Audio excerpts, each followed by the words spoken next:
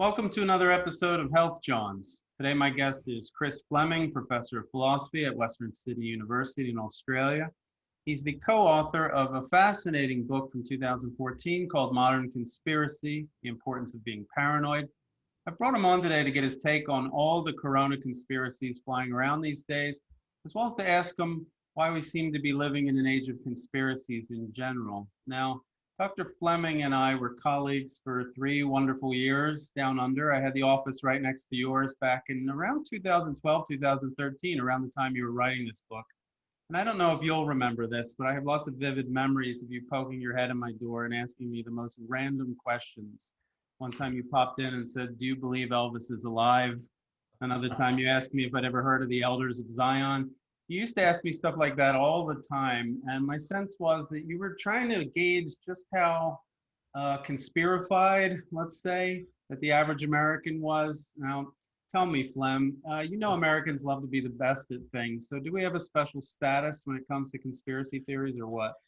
Yeah, you do. You live in a very special country. Yep, this was the philosopher's version of social science, basically. This is as rigorous as I get when it comes to qualitative methods. So that's it. You just ask someone, and you were America. I mean, on the principle of metonymy, right, rather than a sample size. But yeah, look, I think the US has been a focal for conspiracy theorizing. I mean, the US is a focal for culture generally. I mean, it's one of the things about the US is people often talk about its military power and so on. That's all true. But in terms of generating a culture, forms of thought and forms of culture that people around the world focus in on, you guys are very good at that. But I do think that the US has a special place in conspiracy theorizing. And of course, that really beginning, you know, the idea of picking an absolute beginning for any of this stuff is folly. But the JFK assassination produced the first wave of what we now think of as conspiracy theorizing. So yeah, you guys are, if we're handing out medals, you'd get one for sure, probably the gold. Thank you. Thank you. We have the best conspiracy theories. So nowadays, these are all really accessible. Anybody can go on 9chan or whatever it's called and hear about how coronavirus was created by Satanists in a military lab on Jeffrey Epstein's private island, and then I guess beamed to Wuhan using 5G waves, right? Yes. Just tell me, okay, you've gone back to 1963 with the Kennedy assassination already, but I have a sense from your reading your book that there's a much longer history. We'll get to Corona eventually, but I want to hear that long history first. How far does one have to go back to fully understand this phenomenon of conspiracy theories? Well, the term conspiracy theory, I guess, is a fairly recent one. And we're really talking late 19th century before the term starts to get used, and then early 20th century before it gets used in the way that we tend to use it now. When someone talks about conspiracy theory, and I think this is an important point to understand, is just at a purely linguistic level, it's a term that's used to discredit. So very rarely does someone say, "I'm a conspiracy theorist," right? It's like saying, "I'm an idiot," right? People don't tend to self-identify in that way. So it's a term like, say, pseudoscience or something like that. So we've got to be careful when we use that term, that is in fact what we're doing. It's not just about having an explanation which involves a conspiracy. That is some society or collective of individuals operating in secret, usually for nefarious ends, usually those nefarious ends operating at the level of politics, right? People have done this, Caesar, right? You and Brutus, and you go back anywhere you want. And so conspiracy and conspiracy theory have to be distinguished. But in terms of conspiracy theorizing, in the sense that we are talking about it, that term marks it out. But go back as far as you want. I mean, in terms of, all right, so I realize this is a wayward answer, so steer me on. I may go out of control here. No, you're fine. So, I mean, in your book, you mention a set of pundits. You refer to them as debunkers. And you portray them in the book as almost like champions of the classical Enlightenment, the rationalist tradition, who are doing battle with people that they see as, creating almost a kind of assault on rationality itself. But then you seem to balk at that idea a little bit. How come? It doesn't sound like either side really for you is getting it right. Not really. I mean, so I'll just finish one point about what I just said, and I'll move to that. So when we talk about September 11, the events on September 11, we are talking about, in fact, a conspiracy, right? So Mohammed Atta and Bin Laden and Al-Qaeda conspired, that is secretly, to bring down the Twin Towers. So the official explanation is a conspiracy explanation. However, there are conspiracy theory explanations, which are separate from that, right? Which involve the US government, the CIA, possibly aliens, possibly the royal family, and it gets weirder from there, right? In any case, so that's one distinction that we'd want to make just between the term conspiracy. I mean, anyone who's been involved in engaging in organizing a secret birthday for someone, surprise birthday for someone has been engaged in a conspiracy. I hate to break it to you, but that's the case. So conspiracy theory refers to a particular style, cognitive style, a particular explanatory style. Okay, so we get to your point, is that there are a bunch of people out there, very often academics, not always, but certainly tractarians, who produce these long panic screeds saying conspiracy theorizing is bringing the world down, that rationality is dead, that the Enlightenment project is dead, and that soon we'll all be huddled in kind of broken remains of buildings, eating rats and so on. So the idea that conspiracy theorizing is itself the end of a certain kind of rationalism, and certainly a certain kind of rationality, is the fear that we're all going insane and that we're all becoming irrational, illogical, and that this is going to bring down human civilization. I don't think that that's kind of right. I don't think it's right as a general, predictor about the fate of the world, but nor do I think it's particularly accurate in the way that it portrays what conspiracy theorists are doing. So one of the ways of thinking about it is, in fact, a certain continuation of the Enlightenment project. So the Enlightenment project, as we know, is that kind of 17th, 18th century phenomena where one of the principal features of what intellectuals did at that time, and societies at large did, was criticize authority, criticize political authority. So the authority of governments, the authority of the church, the authority of established institutions, right? So there's an anti-authoritarian streak in the Enlightenment. And this is carried through, right through to the 20th, 21st century. And conspiracy theory actually does partake in that criticism of authority. Another feature, I'll just pick one more, another feature of the Enlightenment was the notion that this is Kant's formulation, of course, what is enlightenment? To think for yourself. What is the Enlightenment is to think on behalf of yourself, to not take things on authority. Now, again, this is at least part of the rhetoric and part of the self-belief of conspiracy theorists is they're doing their own thinking. They'll say things on the internet like do the research or look into it or this kind of thing. Now, I'm not saying that these things are rational or reasonable because of this, but it's a mistake to see conspiracy theorizing and conspiracy theorists as completely separated from modern history. In fact, they've grabbed some of the features of the Enlightenment. It's not so much the Enlightenment gone, it's the Enlightenment gone mad in a way. And it partly rejects the idea of the fact that all of our knowledge is mediated through institutions, through media and all this sort of stuff. The Enlightenment thinkers weren't very good at thinking about how they deal with that. But anyway, so it's part of a misdiagnosis for me of what's happening with conspiracy theorizing. So basically a direct line from Kant to Alex Jones is what you're saying. Yeah, basically he's a Kantian. Well, even in more recent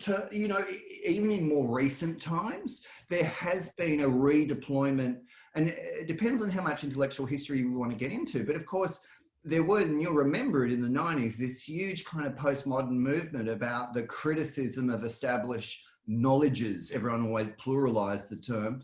And you get that in the social studies of science and so on.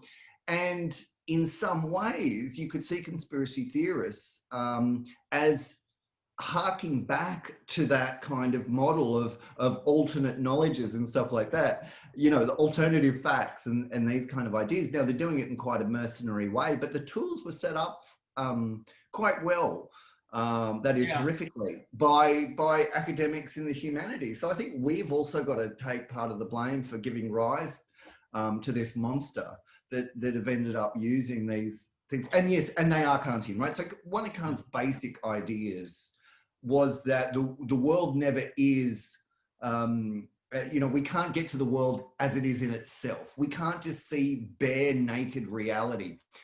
The world is always going to appear to us through our own percepts and concepts, through our own senses, which are specific to our species being, and our own concepts, the ideas we have. That's how the world always comes to us. Now, there's a wedge in there that you can get all sorts of postmodern delight and relativism out of that. Now, I don't think Kant himself headed in that direction, but he can certainly be read in that way and radicalized in that way. So I think this part of your book was totally compelling, that conspiracists or conspiracy theory people are a kind of natural outgrowing of the Enlightenment, methodologically speaking. But I wonder if you think that's also, trying to think of the right word here, the spirit that guides them, or like the style of thinking or the mood. I wonder if you can really call that Enlightenment thinking, or if it's also not exactly the opposite in a sense, in that it's a way in which conspiracies are trying to fill the role that superstition used to play in our lives. Do you agree with that? I mean, that would make it really paradoxical at one and the same time, that it would be both Enlightenment in terms of methodology, but in spirit, it's basically like going back to medieval mysticism.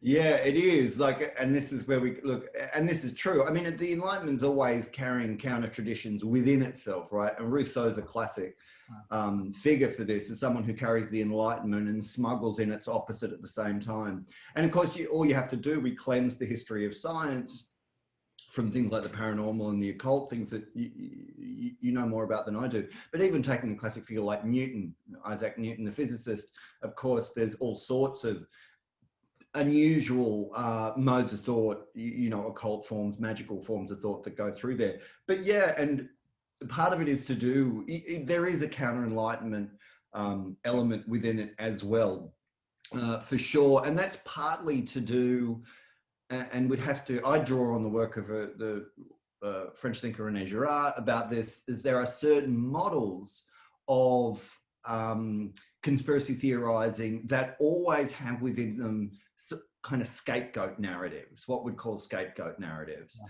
And this is one of the dangers of conspiracy theorizing, is that it becomes a kind of a discourse of blame in a particular set of ways. But we can talk more about that. And the Protocols of the Elders line is a classic example of that. But it's the whole tradition of conspiracy theorizing looks a lot like mythological thinking from another perspective. So yeah, I wouldn't want to overstate the Enlightenment connection. There are definitely connections there, but it's like everything else in the culture we live in. It's a hybrid. There are multiple traditions of thought, multiple forms of discourse in there, and so yeah, I agree with that. It's messy. All right. Well, I want to come back to that scapegoat idea in a minute, but let's shift gears and talk about Corona theories right now. I'm assuming you've heard some real doozies over the past 6 months, and I want to hear about all of them. But let's start with the one that got so much attention back in May, and that was that notorious pandemic video. Have you seen it? Okay, well, I had some old friends send it to me when it came out, I think in early May. Within an hour, I noticed that a couple students of mine emailed me to ask me if I'd seen it too. They were curious for my take on it. If I just found the thing on my own, I don't think I honestly would have given it a ton of thought. It's not all that compelling of a video on its own terms, in my opinion. But the fact that YouTube kept taking it down before I could click on it and watch it, I have to confess that made me take the whole thing more seriously, not less. I wonder if, as someone who's studied this field for so many years, is that a common response? I felt seduced into believing it precisely because I was being denied access to it. I mean, yeah, it's a really good point, Chris. Like, this is one of the problems that we're always going to face with this sort of stuff, is that, again, how do you respond to a criticism, right? How do you respond to a particular kind of video? Because we live in a society with tensions, this idea of free inquiry, free speech, assess ideas on their merit, don't disqualify things on the basis of where they come from or their outlandishness.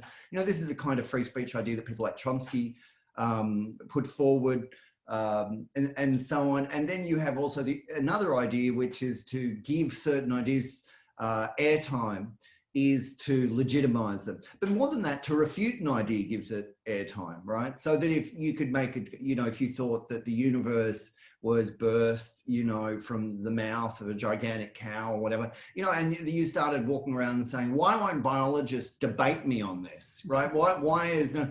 I think it's suspicious, don't you, that nobody's actually going to take me on? What are they afraid of, right?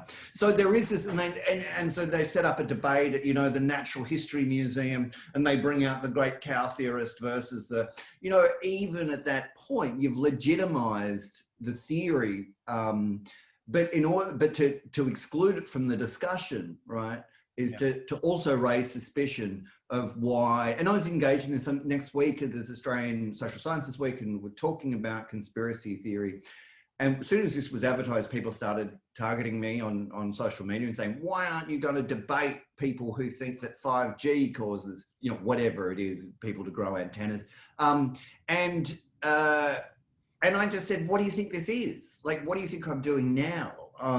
So this is one of the problems, is that soon as someone withdraws something, or that we've heard about censorship, we naturally think there's got to be something in this. And this doesn't just this plays into ideas of human desire and almost the coquettish nature of human knowledge of someone kind of. No, I mean, you make it sound like a mood that kind of falls over all of us, a paranoid mood, a suspicious mood, and then it almost sounds as though there isn't very much we can do. Like once it descends, like you're saying, to raise questions or to doubt or to express skepticism is just to give something more credibility when we're all existing in this suspicious mood. No? It's hard. Yeah, look, that's a difficult one, because partly it's about the beliefs that we hold, but it's also partly the relationship we have to those beliefs. How do what's our own relationship to the things that we think, right? And the tenacity with which we hold them, the defensiveness with which we hold them, the lightness or whatever. So it's partly, this is not just about what do you believe, what don't you believe, what do you think is reasonable, what do you think is rational. It also raises question about, quite literally, the hold that we have on our beliefs, the relationship we have on our beliefs, and the mode that we use to contest them. And that starts to get very esoteric, but that's also part of the equation here too, I think. So. All right, well, let's take a specific example. How did the 5G theory pop up? What lends credence to it, if anything? What keeps fanning the flames that I still keep seeing this day in, day out? Well, it was started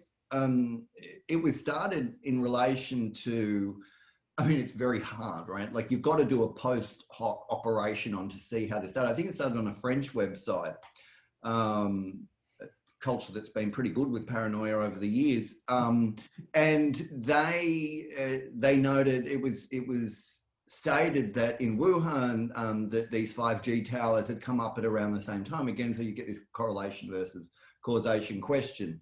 Now there are other provinces, of course, where Corona was, but there were no 5G towers, and alternatively there were 5G towers and no Corona. But at least in Wuhan, it seemed to correspond very, very nicely, that these 5G towers were being put in, and then the coronavirus emerged. And as people, conspiracy theorists say, coincidence or not coincidence? And of course, the implication being just putting it out there, just putting it. Yeah, just putting it. Just saying. I'm not saying that. I'm not saying that. Obama was a Muslim. I'm just saying. This is the mode, right? This is a different kind of conspiracy theorizing too. That mode of engagement. That's like a conspiracy without the theorizing.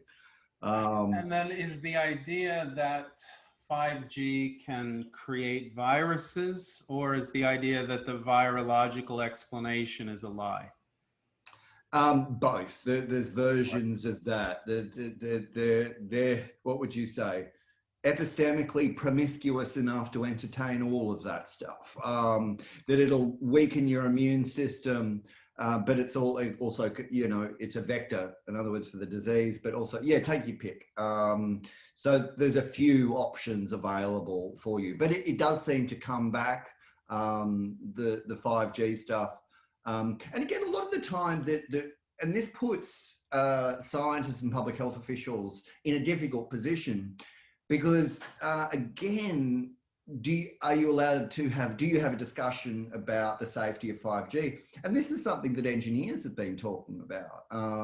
But of course, now if you have that discussion, are you adding fuel to the to doubts and conspiracy theorizing? So this is another layer about this issue, is the power of speech acts. How public should your discussion within a field be before it can be seized by parties and used as a wedge to say, you see, they are having discussions about this stuff. So you think scientists are sitting there making these minute calculations in their head where they're saying, I have this short-term emergency of the pandemic. I need to fight that, but I'm also not a climate change denialist.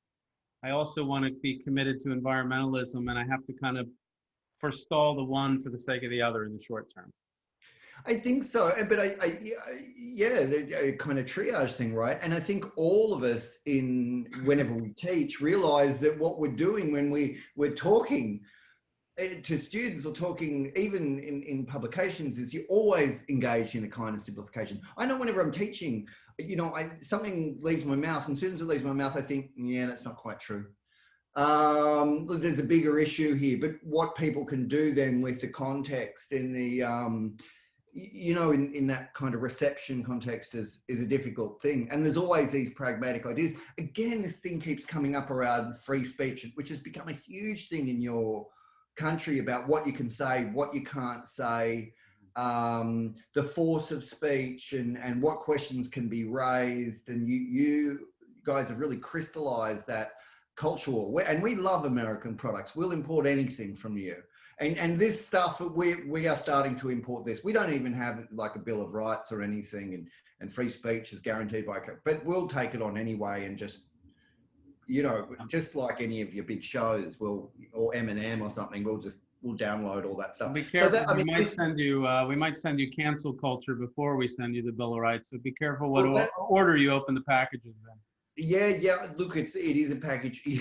We can subscribe to it. I mean, it's here to a degree, right? But it's again, it's something. And I've often wondered why the culture war and what you guys call the culture war ends up looking like what it does in the US, because it is quite specific. And it doesn't matter whether it's to do with evolution, the teaching of evolution in schools, or whether it's to do with, recent stuff around cancel culture.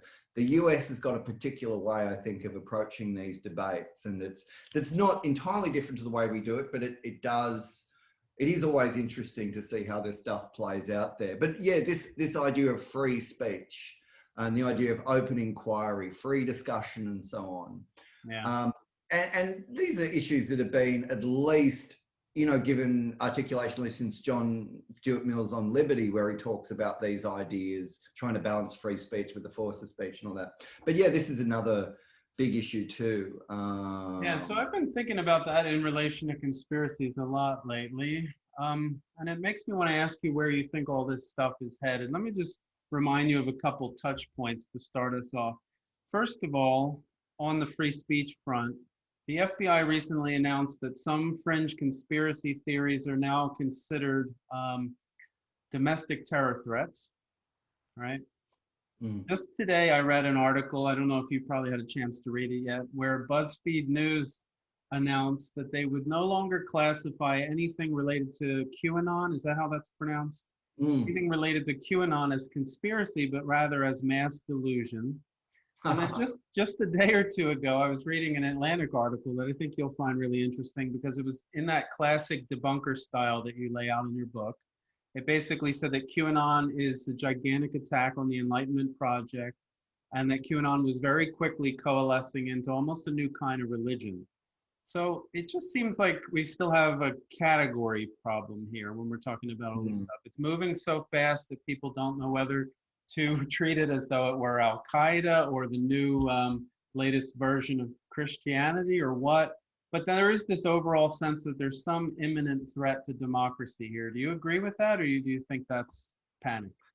Yeah, look, I think there is. It's not the only threat to democracy, but I do think there is a threat there. But I mean, even in that instance, right, the notion of labeling something a delusion again is I mean, obviously they've just thought we don't have big enough guns, right? So we'll call it a conspiracy theory. Oh, they don't care. What do we call it now? Let's call it a delusion, a mass delusion, right? Are they going to embrace that? You know, and the more sober one is we'll call it a religion, right? This is very rarely does anyone use that term to elevate something. It sounds like a You Monty know, an Python. immunology. What's that? It sounds like a Monty Python skit when you say it. Yeah, that's right. Yeah, that's right. I mean, you can imagine the interviewer with science and saying, well, this is more than just science, immunology. It's more a religion, you know, like people are not going, this is not a term that you know, it's an attempt to insult them. Now, whether these forms of insult work against anyone, who knows? And part of this is the mutability of the terms and the way the media plays with it, and the mutability of the hashtags that people use to signify what they're doing. I mean, QAnon is an amazing phenomenon, right? And its power in its capacity to move to the mainstream. And this mainstreaming of conspiracy theory has been happening for a number of years, and something as Emma Jane and I tried to point out in 2014. No one listened. But you know, there's but this is what's been happening. The conspiracy theory has been. You have a president who is himself very comfortable with conspiracy theorizing in a way that is, I mean, in some ways, is an older American tradition. But we haven't seen anything quite like it before. And his sense that conspiracy is a normal mode of all politics and the media, and he wants to call it out.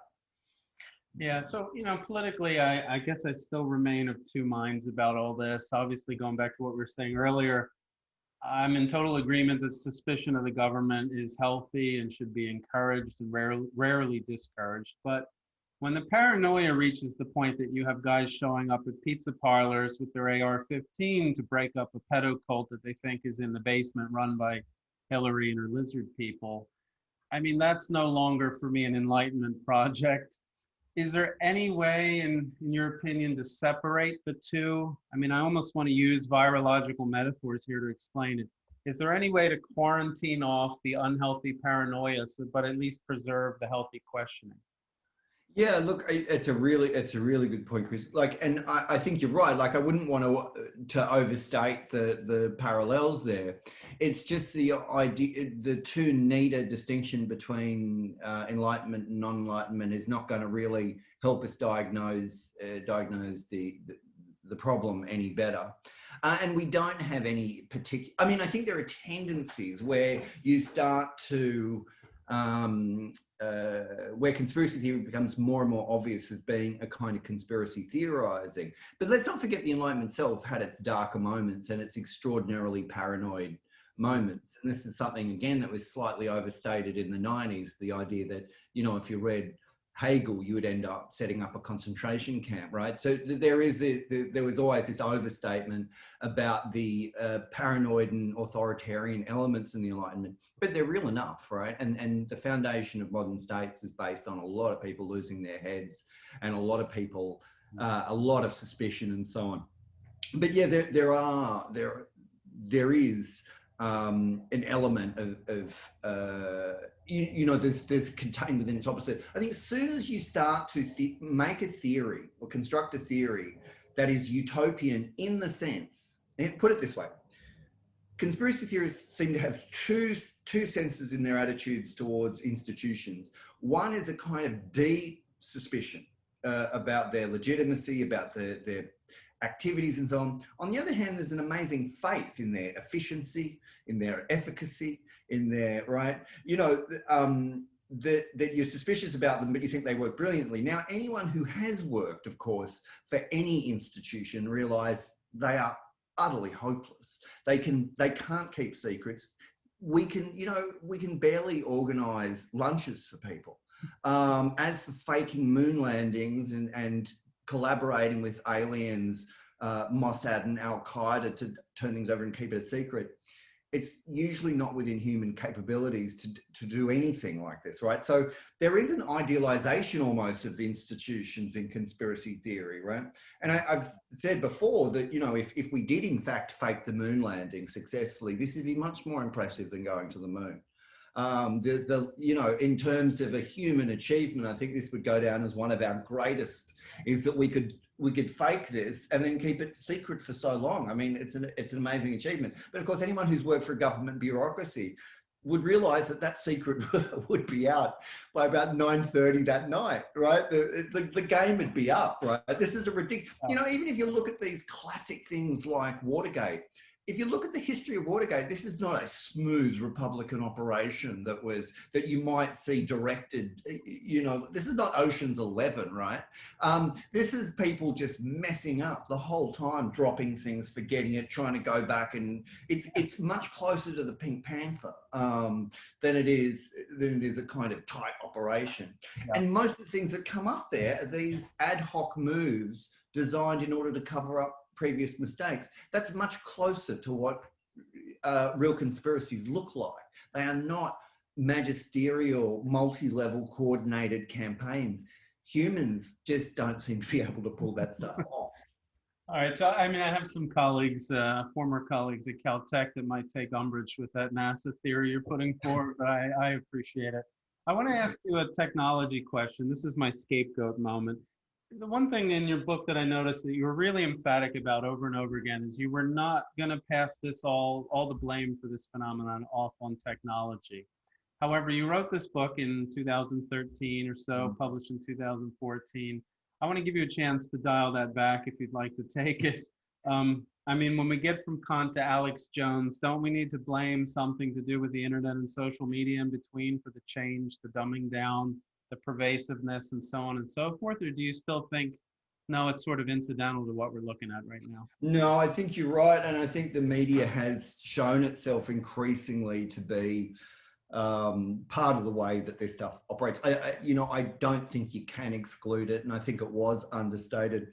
And I don't have much original to say about that. It's these kind of things we know about are these, and they're not nefarious, except in the sense that capital is nefarious, in the way that our news sites and our worldviews are custom delivered to us, that we have things that appear on our, you know, in our news feeds that we're pretty guaranteed that we're going to already agree with. And so this neat sorting of our visions of the world into increasingly, you know, specialized little pockets that we need never come across anyone that we disagree with, except in our heads of the great enemy. So I think this is part of the equation here, undoubtedly. Yeah. I don't know in Australia how this is playing out, but here I find it, the solutions that are proposed don't really satisfy me either, because they're also profoundly paternalistic. Facebook should protect us. Google should protect us. You know, Russian bots won the election. You rarely hear a call for people to just be less gullible. You rarely hear a call for people to be better informed. Is that just out the window? Is that wishful thinking on my part? Do you think that's unfair? But I just think the solution sounds to me almost as bad as the disease.